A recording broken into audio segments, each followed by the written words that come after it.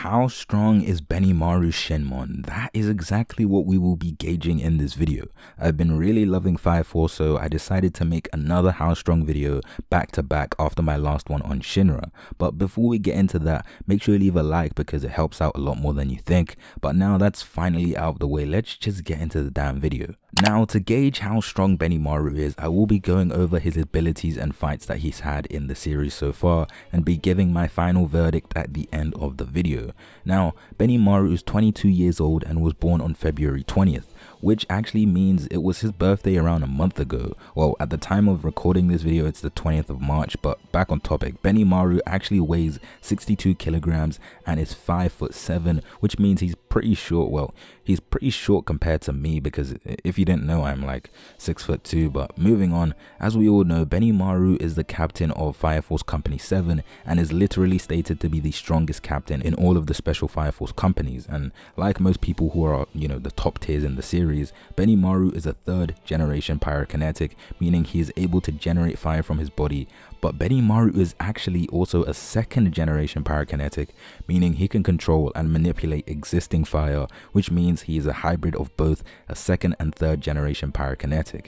If you guys aren't already, convinced this guy is crazy strong, he was able to solo the entire of Company 8, and I'm sure he would have been able to solo any other company as well, with maybe the first being a little tough due to Burns being, present. But as we all know, Burns is dead in the manga right now. But as I was saying, Benimaru is also able to defeat Demon Infernals with little to no efforts. And I'm sure we've all seen the iconic scene from the anime with Benimaru's sexy voice acting and amazing animation from David Production.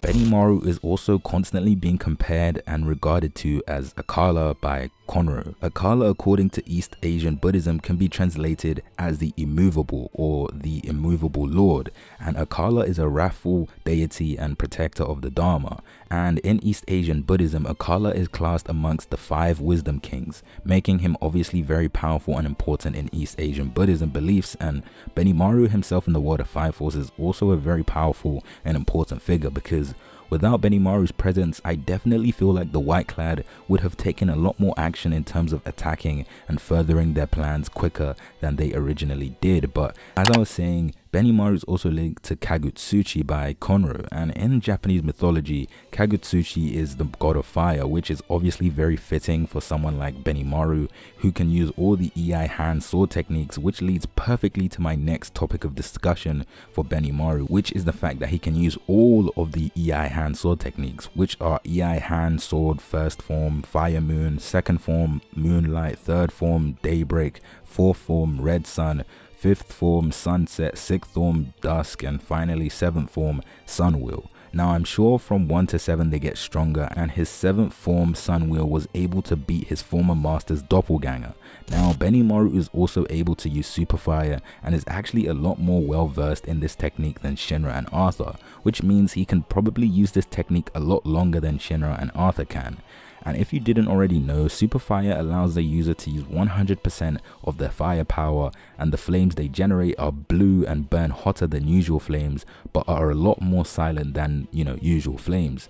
Now Benimaru has also been shown to be very skilled in hand-to-hand combat, which just adds to how busted this man already is, but he showcases this physical prowess when he faced off against Maki, and as we all know, Maki is probably one of the best hand-to-hand combatants in the series, and the fact that Benimaru was able to overwhelm her and defeat her so easily just highlights again just how nuts Benimaru is. On top of this, Benimaru is able to use a very powerful move called Crimson Colored Moon, also known as Akatsuki, which was able to destroy a Demon Infernal in an instant. When Benimaru used this attack in the anime, it looked like he popped a damn balloon. Like it's just crazy just thinking about it. Like he literally just touched it, which when I think about it is very crazy, because Demon Infernals are absolutely nothing to laugh at. Because as I said in my last Fire Force video, if you give these Demon Infernals enough time, they could definitely wipe out an entire city. Now, if we look at Benimaru's fights, he has faced multiple top tier opponents such as his former master's doppelganger, who he ended up defeating pretty easily actually, and in the Holy Soul Temple arc, Benimaru accompanied Joker in finding the truth about this religion, because if you didn't know, Benimaru doesn't believe or worship the sun god, which is pretty iconic since, you know, he's compared and linked to the fire god by Conroe. Although admittedly the fire god and the sun god are different, but are pretty similar in the sense they both either are fire based like the fire god or linked to fire like the sun god. But as I was saying, Benimaru in the Holy Soul Temple arc was able to take out multiple of the church elites and was able to survive a poison blowpipe that was thrown at him, which I guess means Benimaru is immune to poison, which I don't know what to fucking say at this point. Is this man even human? I've been listing feats and abilities for like 10 minutes or so now.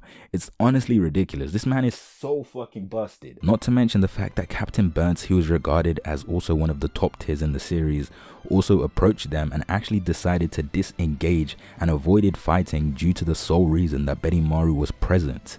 And Captain Burns knew he couldn't win.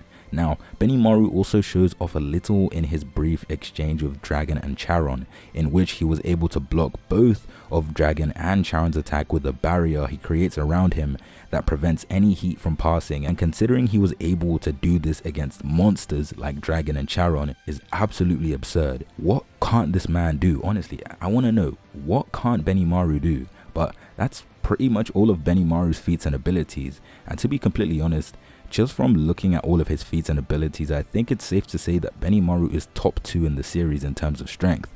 And the only entity that is able to top Benimaru is the Evangelist, because as I've said already in my previous Fire Force video, the Evangelist is pretty much God in the world of Fire Force, and I'm not too sure if Benimaru, although being busted, can beat the literal god of Fire Force, who according to the church is the sun god. I would absolutely love to see a fight between the Evangelist and Benimaru, the sun god versus the fire god. That fight will happen. I can just feel it. And that, ladies and gentlemen, is my final verdict on how strong I think Benimaru is. If you liked the video, make sure you leave a like and subscribe with notifications turned on and set to all. And apart from that, I will see you in my next video.